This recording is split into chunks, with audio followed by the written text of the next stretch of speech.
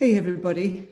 I'm so happy to be doing the conversation we're about to have today.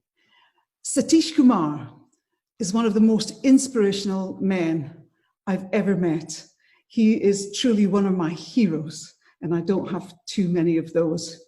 He's been an environmentalist and peace activist all his life. Well, actually, since he was a very, very young boy, he became a Jain monk in India at the age of 9 years old. And later, when he was 26, he completed an incredible walk. He walked all the way around the world with no money.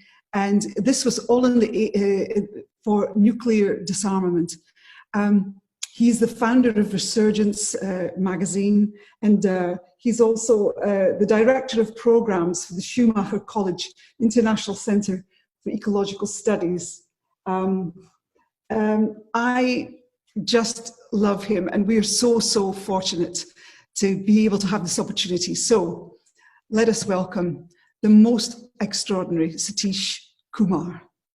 Satish, it is yes, you are here, and we are thousands of miles away from each other, and courtesy of technology, which is the good side, we are able to have a conversation today. And it's a great pleasure to see you. Yeah, as always. And even though we're not actually physically present, I see you it's so beautiful to see your face. And there's a glow about you today and always. So I'm so happy. Thank you. So lovely to see you too. Yeah. So I was thinking back as to when you and I first met, because it was a very special occasion for me. In meeting you, I met a soul mate, a friend, someone who I felt you and I share common values, common truths. And that's not always an easy thing to find in the world, actually. You know? That's right. That's right. And that's mutual, because you bring also music, social concern, ecological concern, feminism, and humanity. You have that total and holistic vision in your life and your practice. That is also very inspiring. So this is not a surprise that you and I really connected and felt very one with each other. Yes. And I think I was thinking that one of my challenges has been there's a plethora of issues, global issues, as we know. And when I became aware that, I could actually have some kind of platform to discuss these things, actually, it goes back to Amnesty International having this incredible tour back in the 80s where they had Sting and Tracy Chapman and Youssou N'Dour and Peter Gabriel. They had a concert for human rights.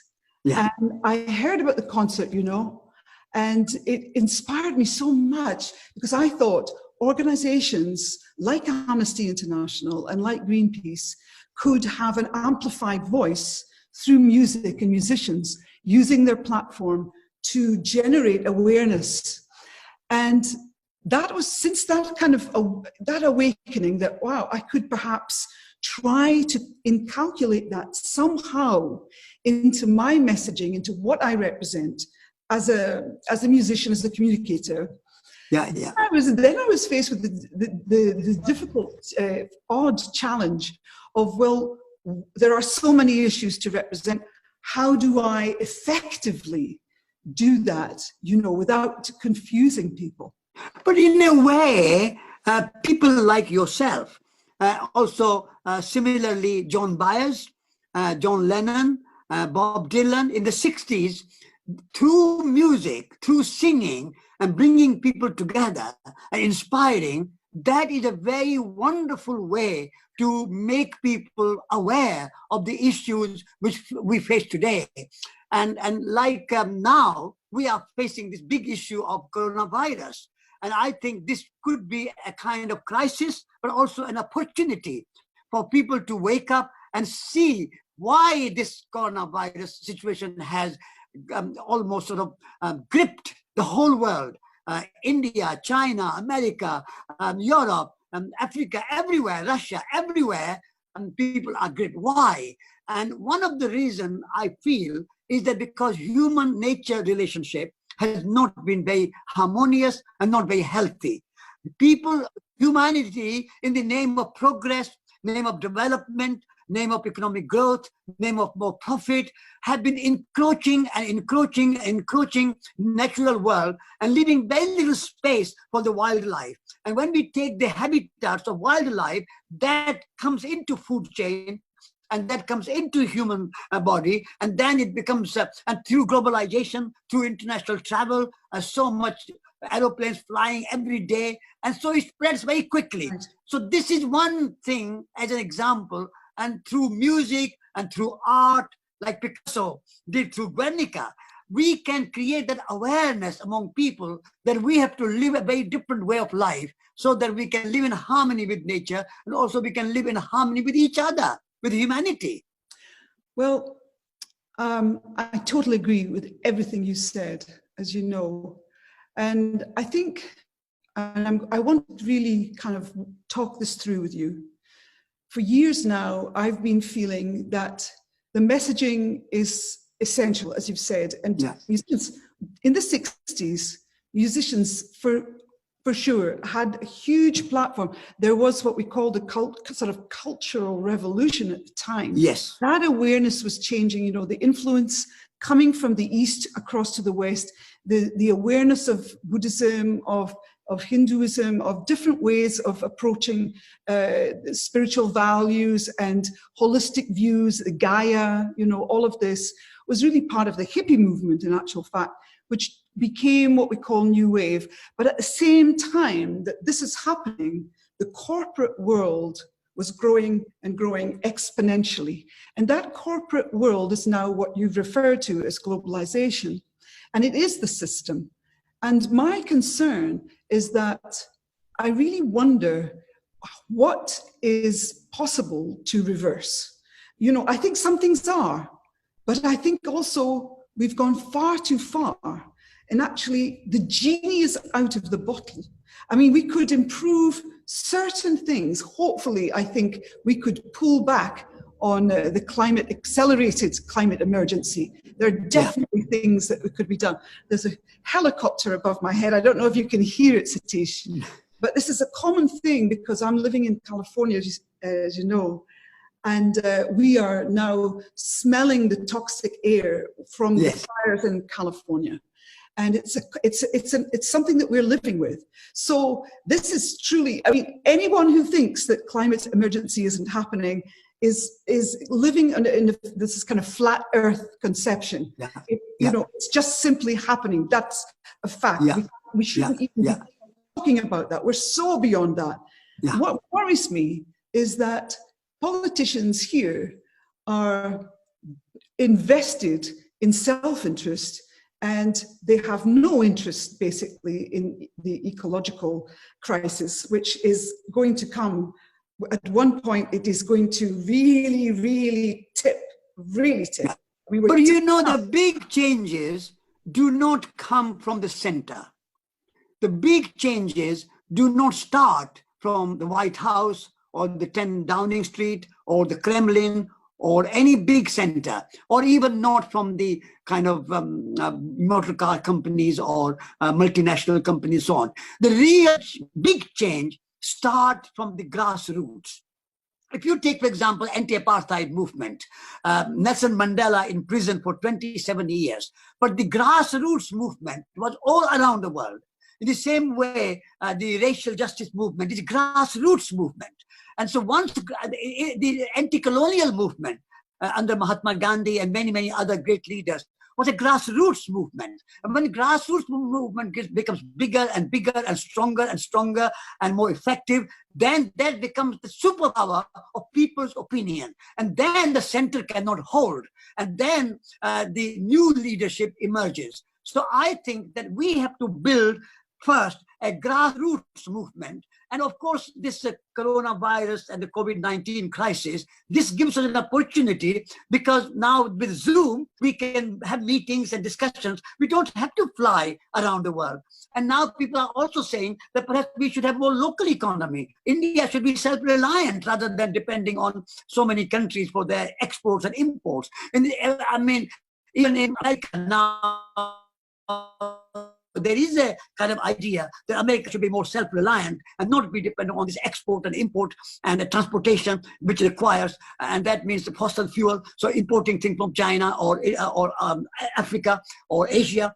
So I think this, if we can build a grassroots movement strong, and millions of people change their view and change their way of life, change their consumption pattern, and start to value music and art and poetry and gardening and culture and friendship and community, if these values can become more prominent, then I think I'm an optimist.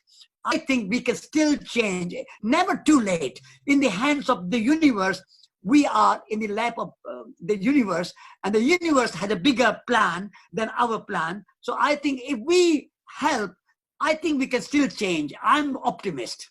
It's beautiful.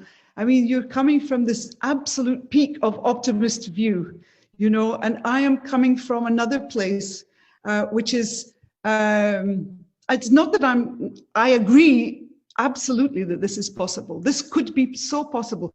It could have been so possible many years ago. I mean, so many things could have been done. And the fact that they haven't been done in terms of racial justice, for example, it really appalls me, because so many missed opportunities have been passed by.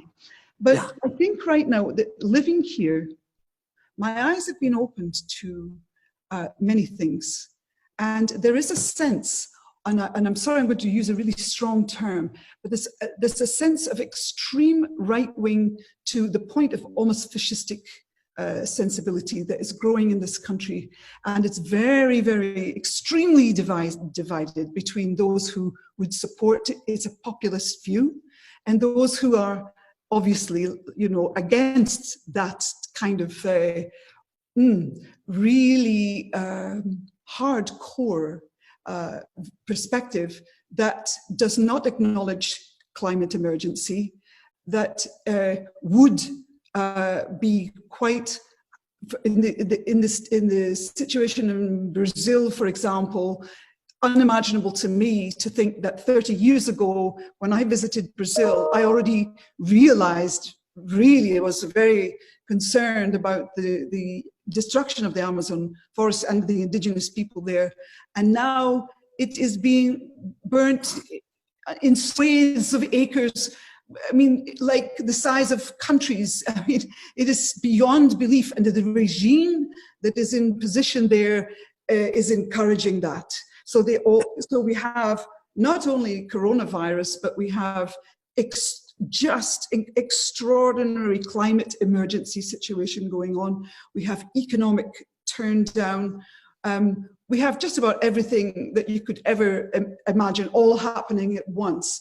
And then we're on the verge of a regime that could just bring us over the tipping point. And that is extreme. I mean, that's not to say I'm not optimistic, but I must tell you, I'm really praying that we come to a better result in November. No doubt what you are saying is heartbreaking.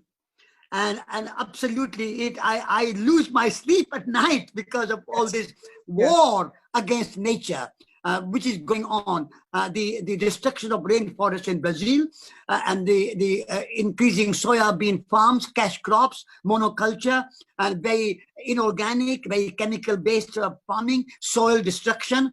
But it is happening because Europe and China and many other countries are importing their soya beans. And so the world, other countries are also culprit in this kind of, we are importing their soya beans. So we should stop that. But I think this is like a war, conquering nature. And so that can change only when we realize that there is no separation between nature and humans. The reason that humans have taken this project of destroying and conquering and subjugating nature, like rainforest in Brazil, but also in other countries, rainforests are being destroyed and the oceans are being polluted with lots of plastic, and the overfishing and the soil erosion in chemical farming. All that is happening because we believe that humans are in control of nature. Humans are superior to nature. Humans are separate from nature. And if we can change that thinking and we make people realize that humans are as much nature as rainforests and the animals and the mountains and the oceans and the forests.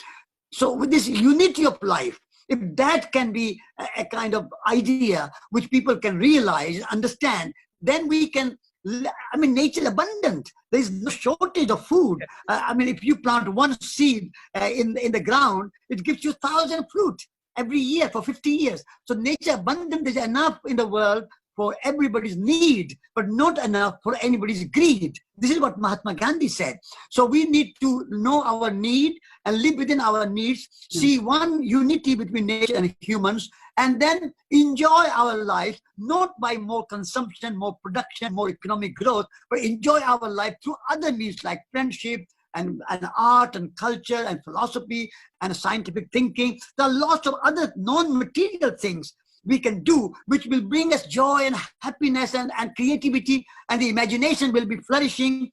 That can happen, and people don't need to worry about it. So we need to change our economic system so that all this production and consumption in the name of progress and development and economic growth is taking over, and that's destroying our natural world and our environment, and that's also causing human rights problem, because cheap labor in Vietnam or Bangladesh or China or India or South American countries, and we are importing this cheaply made fashionable good clothing and shoes and furniture for our consumption.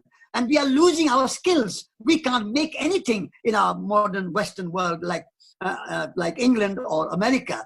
We have lost our skills. So I think we need a radical change, and we have to create a big, strong movement to bring about this radical change. We cannot say it's too late. I cannot say, I'm 84, but I'm pessimistic. I think we have to fight hard to make these changes, but more importantly, we have to change the world view and change people's thinking that we are separate from nature, we are superior to nature, nature is our slave, and we can do to nature what we like. This has to change. If we can change that mindset, I think systems and the organizations and the businesses can be forced to change. Yeah.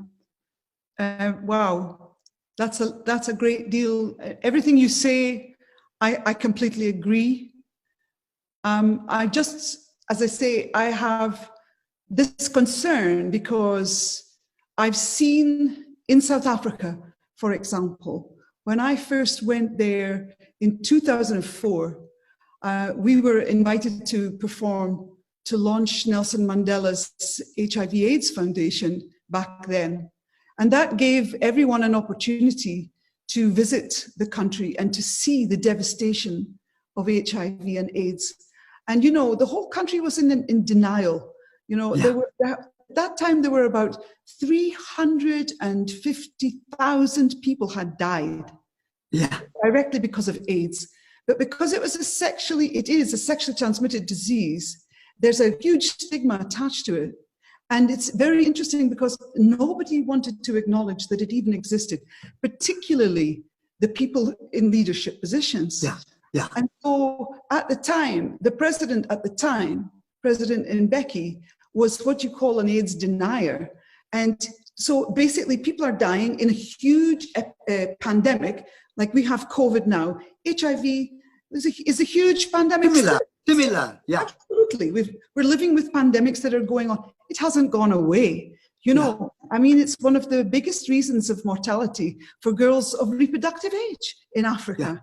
You know, I mean, it's, you know, so I know that you've said this, Satish, about media, how important media is to amplify these messages because they don't get out.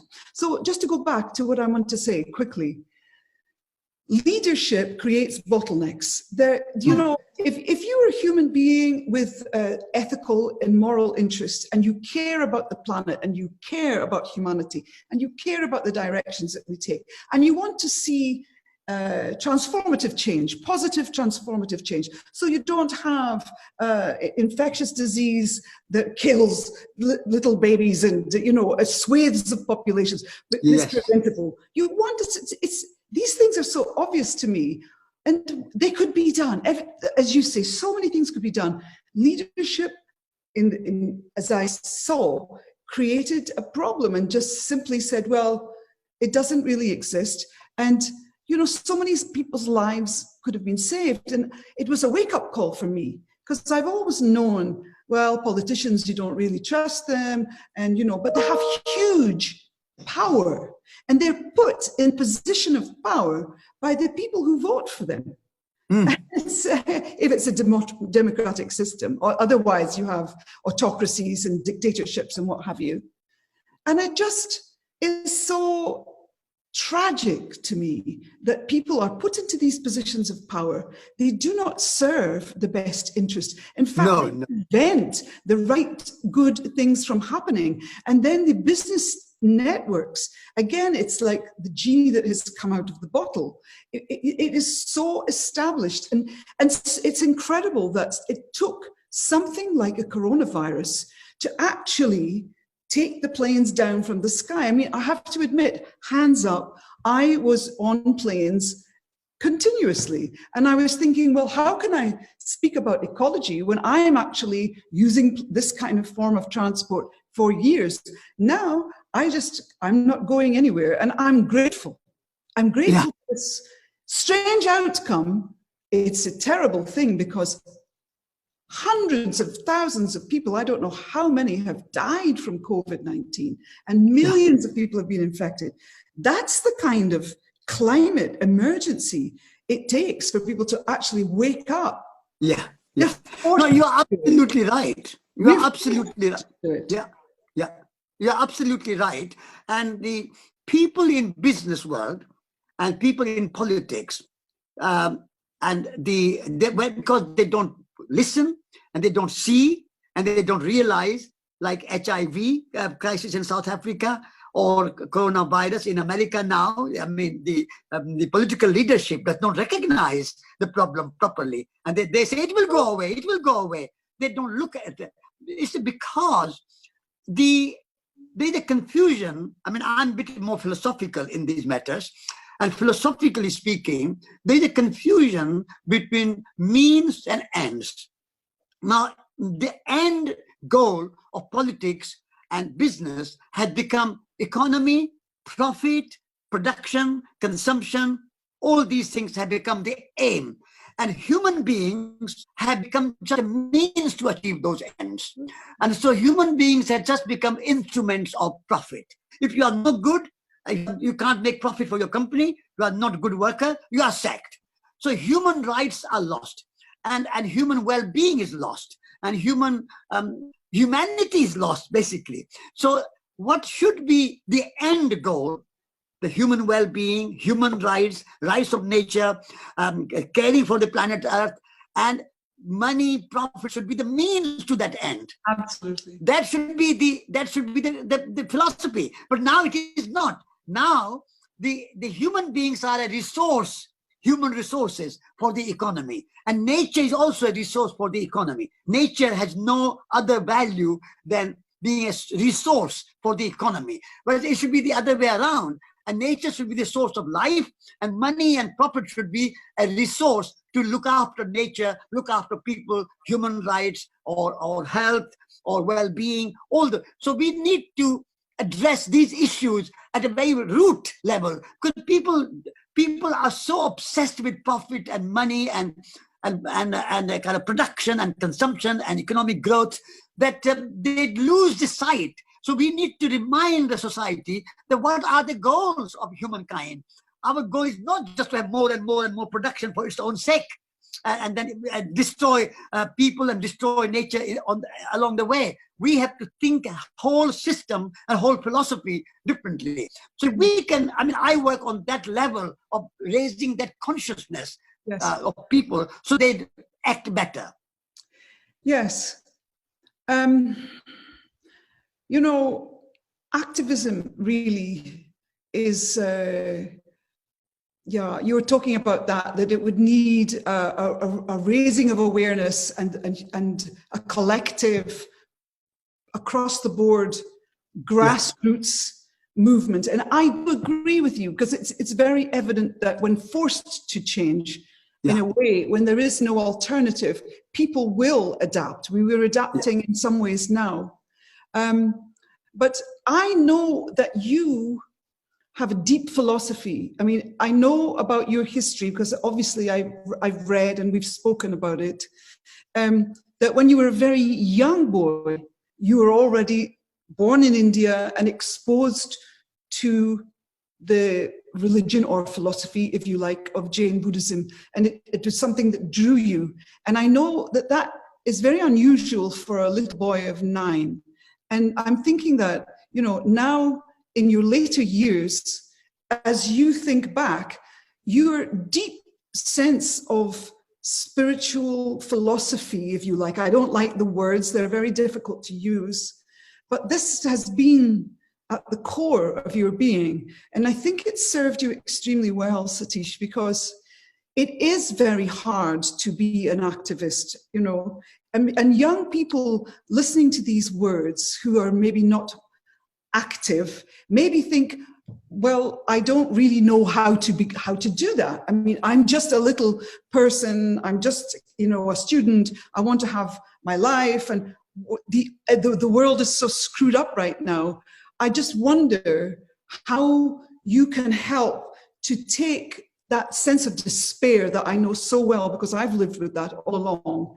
And I know that you have had this core strength that has really been the driver. I mean, it must have been behind the walk that you undertook. You don't go for a walk of all around the globe hoping to achieve nuclear disarmament. I know you were 26, or you're in your early 20s at the time, but you must have been had such fervor and such strength and such commitment to take an action like that. You see what I'm trying to say? It's yes, you are. I understand, and the reason that my activism, coming from Jain and Buddhist and Gandhian tradition, is that two things in that. One is the attitude.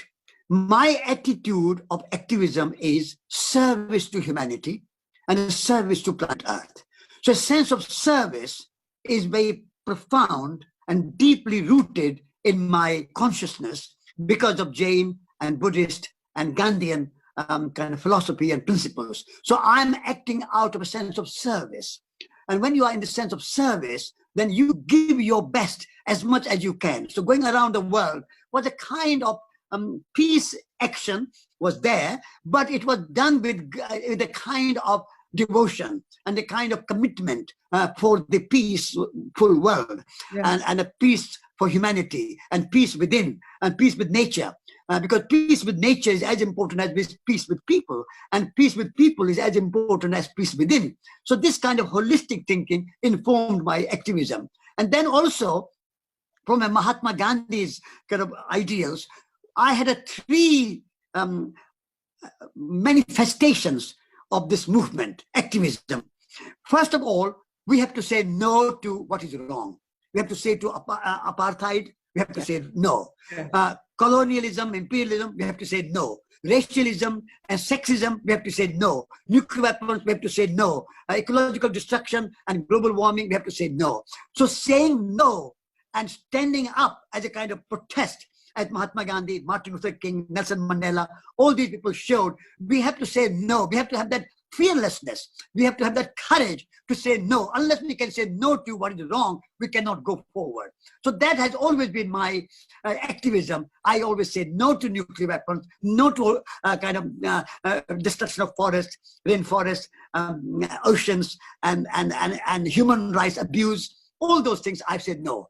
But I don't stop there. I also say that in order to say no, I also have to say yes.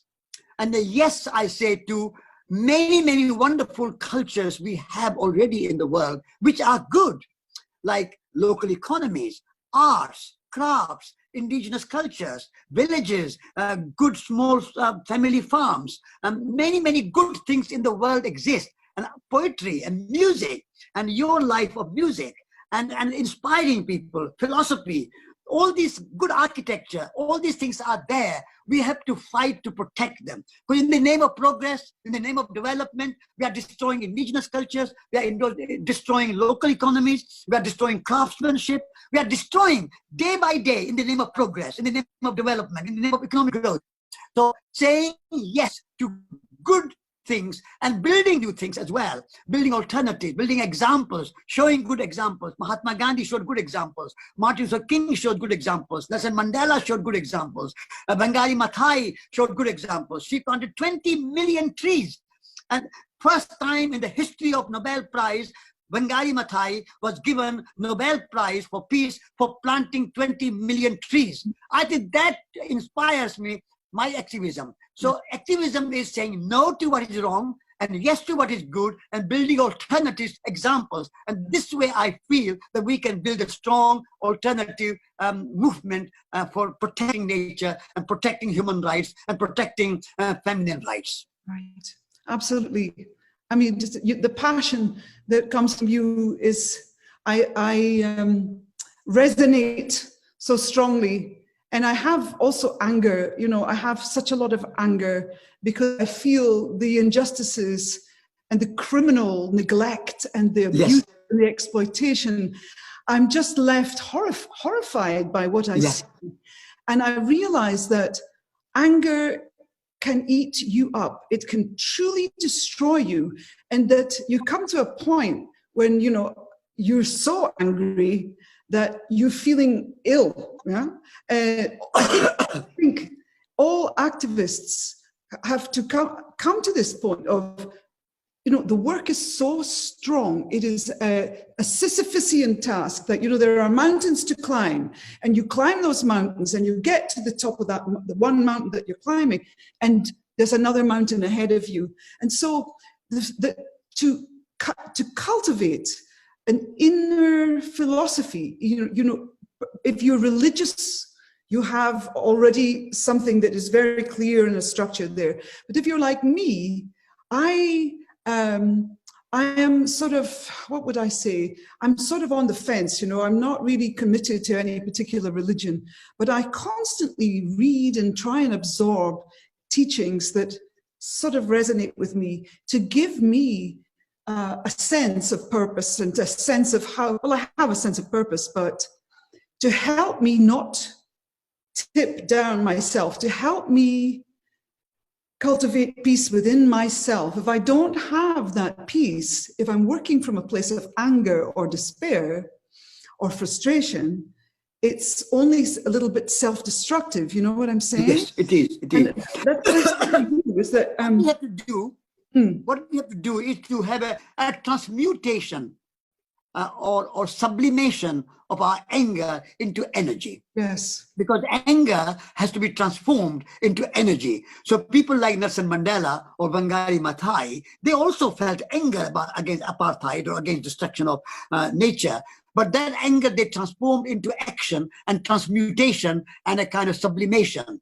And so, I mean, I was brought up in Jain and Buddhist religious tradition. But now I don't take my labels. I seek wisdom from any religion, St. Francis or Rumi or Hafiz or Taoism. I don't believe in any labels. I'm not a Hindu, I'm not a Buddhist, I'm not a Jain, I'm not an Indian, I'm a human being. And all those labels are just labels. I don't adhere to those labels. And I say to people that my religion is humanity. My religion is nature. My temple is a tree. my cathedral is a mountain. When I want to pray, I go to a mountain. When I want to meditate, I go and sit under a tree.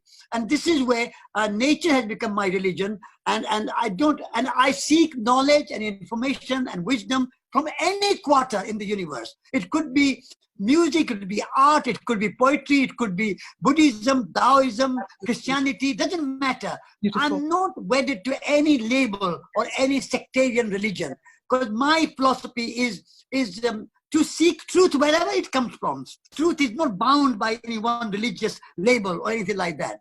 Absolutely. Yeah. Absolutely. And it's such a joy for me to listen to you, to hear your words, because I mean, I'm in total agreement with you, and your words resonate with me.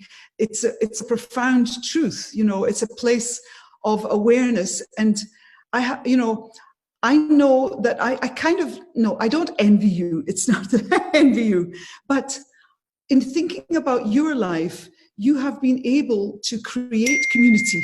Yes, quite. You know, living in Devon, I know as you do, with the college, with Schumacher College, you have a constant, I imagine that you have a constant access to community of like-minded thinkers. Absolutely, absolutely. And this is something that I have lacked. I mean, I am talking to you now, and you are now we are our, in a sense, in community. We're living with each other.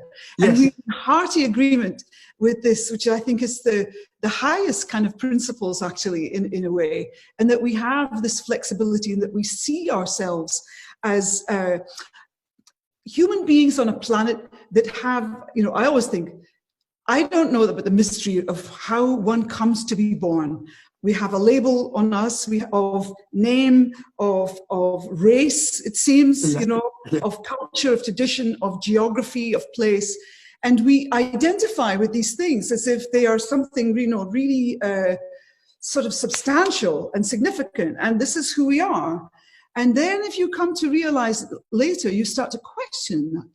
You know, well, actually, the way I see it is, I could have been you. You know, we could have been. I could have been born back in 1930. Whenever you were born. When was it? Which year were you born, Satish?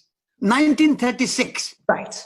I could have been born. I have celebrated 84th birthday last month in August. Congratulations. You know, you're just wonderful and remarkable.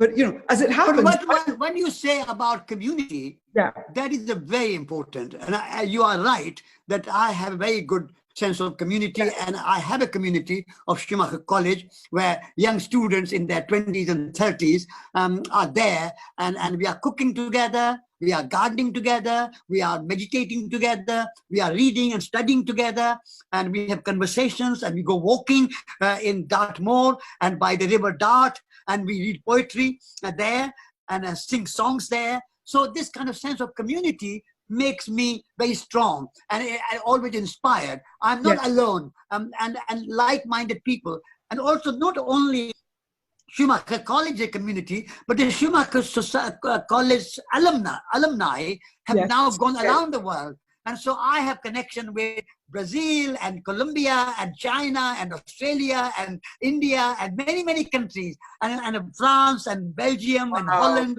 Spain. So they are all my students, and they are still like a part of community. And once or twice a year, they come here and there, I go there, whatever way. So this sense of community is very important. And I think what I would suggest that in Los Angeles, where you are, I mean, you have a musical community yet. And I'm saying, you know, we're living in this bubble. We live in a little bubble. We're living in a canyon, you know, and it's very special, actually, because actually we have a family of deer who live around, you know, and they come here, they come to where we live. The mother and father, the father has antlers, and they're free to walk around. And no one is going to ever harm them.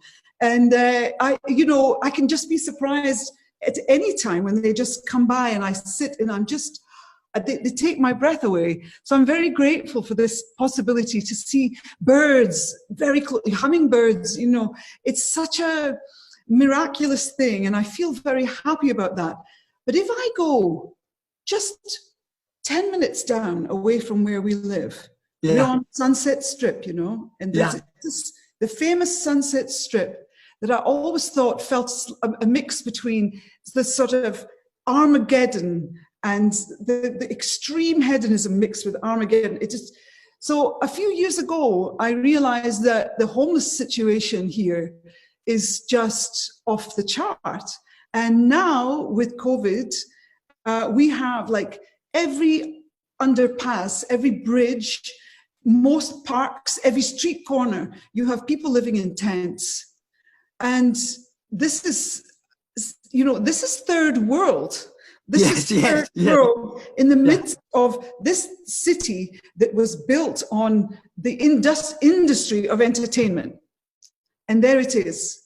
And it's impossible to avoid.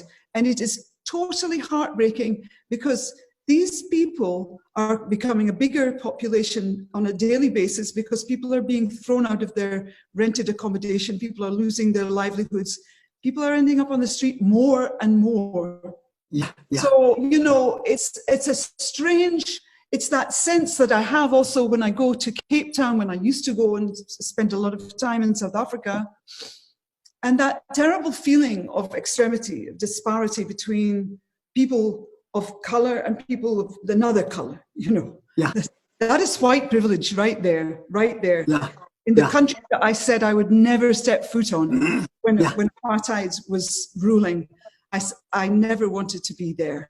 And it is just as bad, but it's economic apartheid, that exists in South Africa. Even though the ANC is in power now, it has turned into total corruption, and it's heartbreaking. Yeah, but what I feel that is I agree totally that it's very heartbreaking and it's a very despairing. But if you look at the history, British Empire, under which sun never set, is gone. The sun never set. That's right. They used to say the sun never sets on the British Empire. Yes. What does that mean? Does it just mean it's just there forever? Not only there forever, but geographically, it was such that it was everywhere. Right. Yeah. And now that British Empire is gone, colonialism is gone, apartheid is gone, Berlin Wall, the Red Army of Soviet Union was so powerful. When I was walking for 4 months, I walked in the Soviet Union, and it was so strong everywhere, Red Army. And now Red Army is gone, more or less, and the Berlin Wall is gone, the Soviet Empire is gone. So I think this industrial empire of Los Angeles and New York and London and Paris and Mumbai and Tokyo is not going to last forever. It will go. So we have to prepare ourselves for a post-industrial age. And we have to think of a new way of life where we can live in harmony with nature, and we can build a new way of life where human rights, feminine rights, because feminine is very important for me, because every one of us are gifted with feminine and masculine.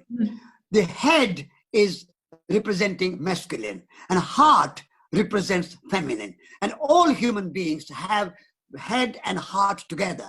But unfortunately, our educational system only develops our head and not our heart. So feminine is suppressed. Therefore, women are suppressed. And therefore, there is no ecofeminism in mainstream society. And there is no proper women's rights are not there because they don't value compassion, kindness, generosity, hospitality, caring, sharing, nourishing, nurturing, all these qualities of the heart. Heart is lost. Heart is discarded. Courage is discarded. So I think if we want to make a better world, we have to respect the feminine. Eco-feminine, but feminine per se. And when we can embrace heart and hand together, then we need both. We need masculine, we need feminine, but they have to dance together. You cannot separate and say head is important, intellect is important, analysis is important, science is important, logic is important, reason is important, and feelings are neither here nor there. Heart is neither here nor there. This is where our society, modern, industrial, materialistic society has really gone wrong by discarding and denying the feminine principle. So if we can restore that, and that I have been through Resurgence and through Schumacher College and through my books and writing, I have been upholding the principle of feminism, and by feminine and masculine in dancing together in balance, right hemisphere of the brain, left hemisphere of the brain, and heart, and then hands together, head, heart, and hands together, and have a craftsmanship, art, gardening, cooking, making things, beautiful things. Beauty is very important. As kids said, truth is beauty, and beauty is truth. This is all we need to know. We don't need to know anything else. But in our modern world, we have lost a sense of beauty. And beauty is feminine. Beauty is from the heart, from the feeling, from imagination. And imagination is nowhere in our universities. University only teaches reason, logic, science, mathematics, geography, history, but all intellectual, no imagination. Poetry is all second rate, all a part-time professor of poetry, okay. But the mainstream education has nothing to do with imagination, nothing to do with the heart, nothing to do with feminine. This is where we need a revolution. Yes.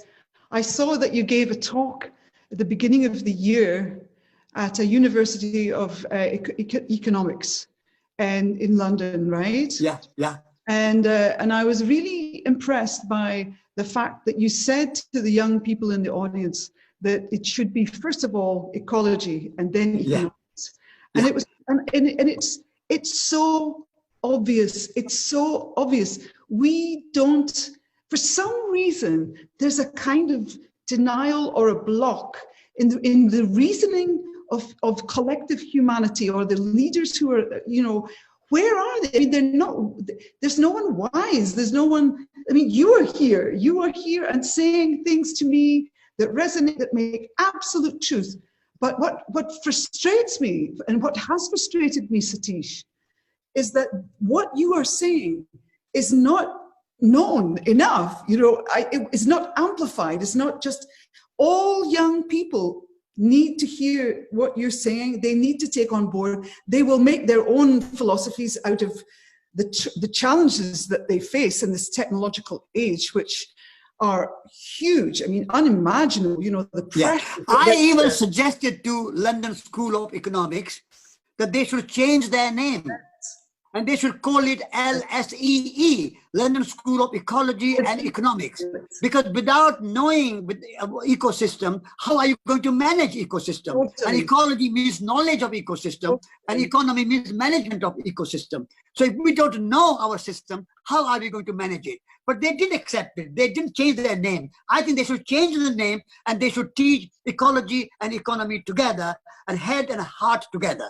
So in that case, if you wanted to take it further, then you could potentially, you know, suggest to some young students in the university that they start a campaign. Yeah, yeah. You know, because that's the way. That's people say, I don't know what to do. You know. Yes. So what would be the next step from this? I think I should do it. Yeah.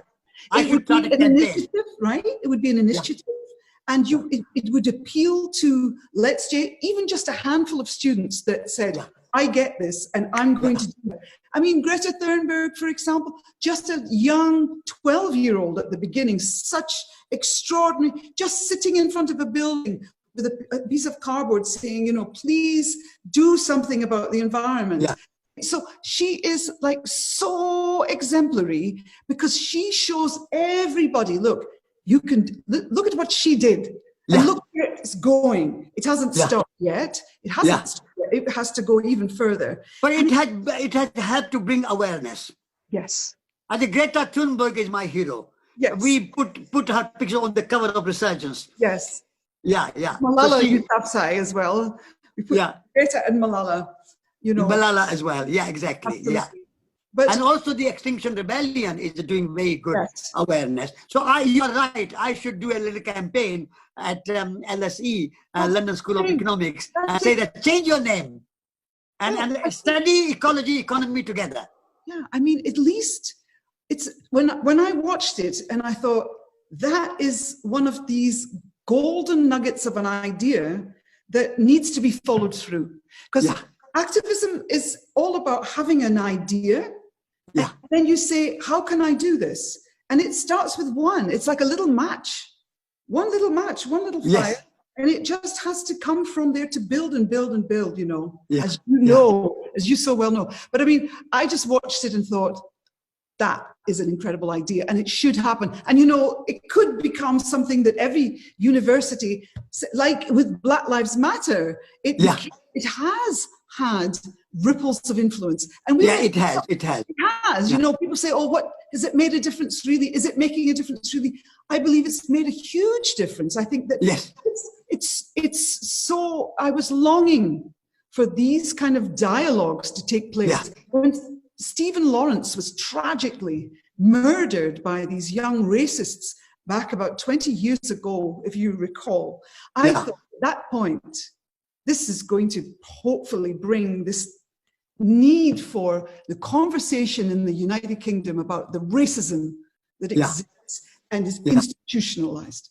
Yeah. And unfortunately, it's kind of was, I think it was subsumed, you know, just quelled. I mean, you have a whole generation of older people, the Windrush generation, that were invited to come to the United Kingdom on ships to have, everybody was going to be there waiting for them with open arms. Welcome, brothers and sisters. Come and do the work that we don't really want to do, you know? And they were met with bigotry, hatred, prejudice. They couldn't find decent homes to live in anywhere. I mean, it breaks my heart. Yeah. It really breaks my heart. But now at least this opportunity for bridges, I always think, where are the bridges? Where is the dialogue? We can't just have Black Lives Matter only with black and brown people. Yeah. You have to have everybody in it. Everybody in it. You know exactly. I mean? It can't just be exclusively black and brown. White people must be in that movement too. Absolutely, absolutely. We are all in it together. And the thing is that when we accept that as white people should also be there, what we are saying is that diversity is a good thing. It is nothing wrong with being white or being black or being brown or being yellow or being African or being Asian. Diversity is the rule and the nature of the evolution. Evolution at the time of the Big Bang, there was no black, no white, and no kind of mountains, no forests, no animals, nothing. So the diversity should be celebrated. Yes. Whereas at the moment, diversity has been turned into division. Yes. And division into conflict. Yes. And conflict into us and them. And us and them means you are lower and I am higher.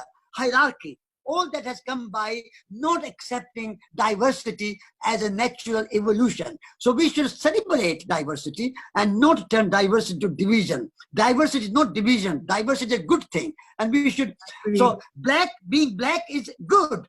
Being white is good. I'm brown, good. Yes. But you are white, good. What's wrong with, one is American, good. One is African, good.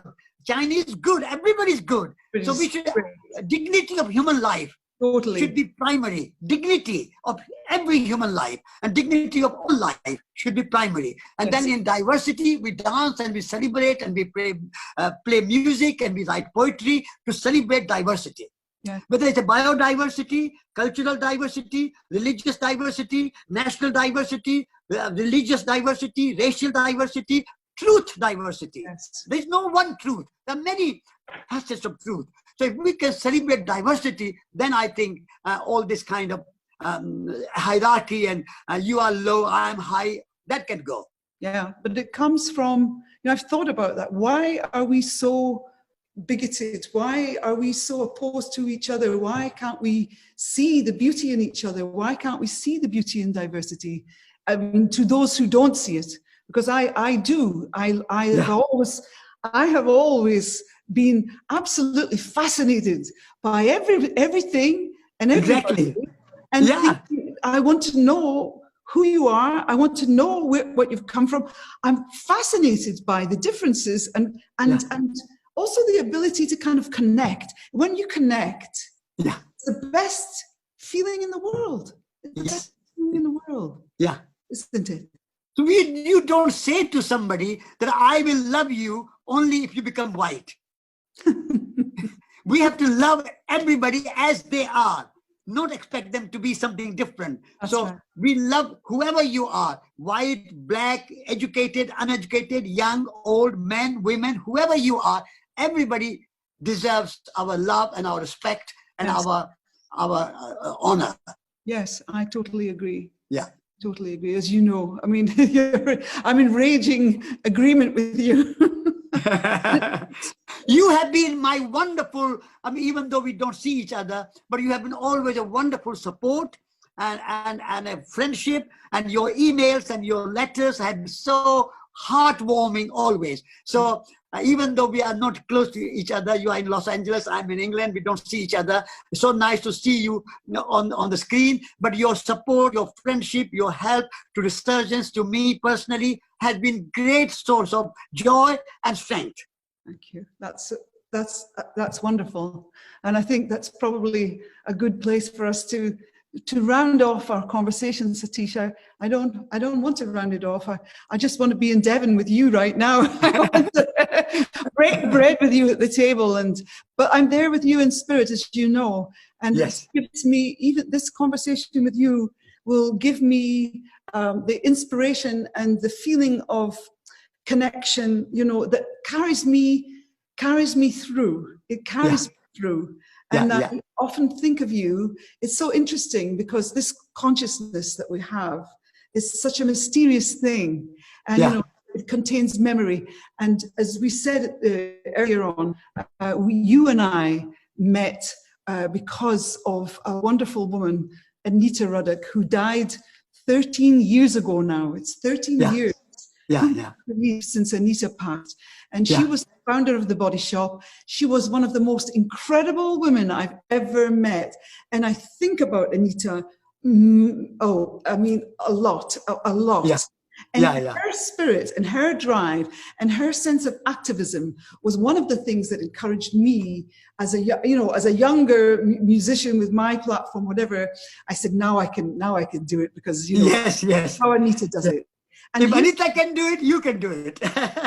And that's how it goes, doesn't it? That you see others and then you say, wow, I mean, if they can do it, I'm going to try, you know. Yeah. So as Anita had been a source of inspiration to you, you have been a source of inspiration to many young women and men. Well, I don't feel myself as exemplary. I see myself as a flawed human being that struggles constantly with existential questions. But at the same time now, because I'm not a spring chicken, I'm 65, I'm catching up with you, Satish. But, you know, I realize that actually, and I'll finish with this conclusion. Every day when I wake up, I realize that it's another day.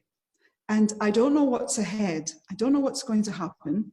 But like everyone who wakes up all around the world, we don't know what the day is going to bring.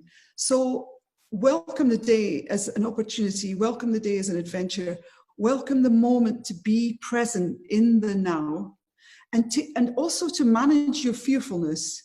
There's so much fearfulness within and around us that actually we have an opportunity to say, I'm grateful for this day, I'm going to calm down, I'm going to create peace within myself, even if I can't control what's going on around me. This is madness that's going around.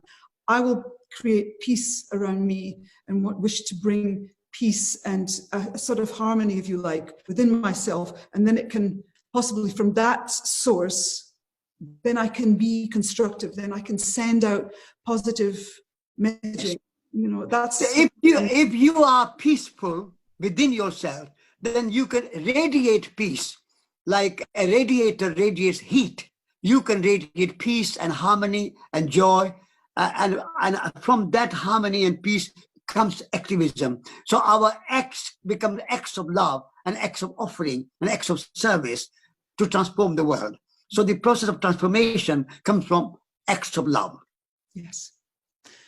Satish, you are one of my teachers in a certain kind of way. Like everything teaches us, and everything you say, you emanate this incredibly inspirational teaching, and it's great because it's like having a nice glass of water when you're thirsty, just to listen to you. I really honor you, as you know. really respect you. I love you so much. Thank you. Thank you for being who you are. Thank you for agreeing to have a conversation with me.